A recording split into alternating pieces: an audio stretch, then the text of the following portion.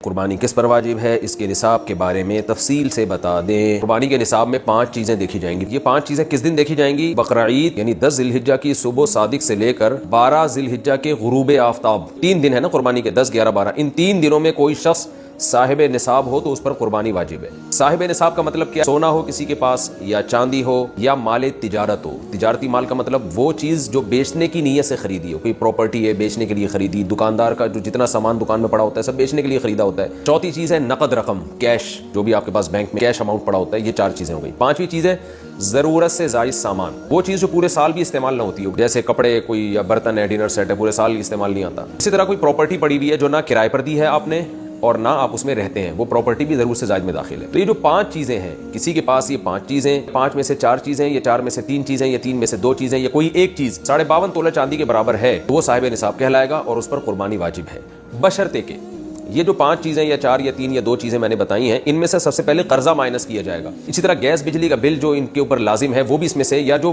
مہینے کا راشن آئے گا وہ بھی مائنس کیا جائے گا۔ مائنس کرنے کے بعد اگر 52.5 تولہ چاندی کے برابر رقم بچ رہی ہے تو ایسے شخص پر قربانی واجب ہے، چاہے مرد ہو چاہے عورت ہو۔ عورت کیسے قربانی کرے گی؟ اس کے پاس تو کیش نہیں ہوتے عام طور پہ، تو پورے سال جمع کرے، تھوڑے تھوڑے اپنی جیب خرچی سے بچایا کرے، یا سونا کو بیچ کر کرے۔ البتہ کسی کے پاس صرف سونا ہی ہے، باقی 4 چیزوں میں سے کچھ بھی نہیں، 1 روپیہ بھی نہیں ہے، تو پھر 7.5 تولہ سونا جب تک نہیں ہوگا قربانی واجب نہیں ہوگی۔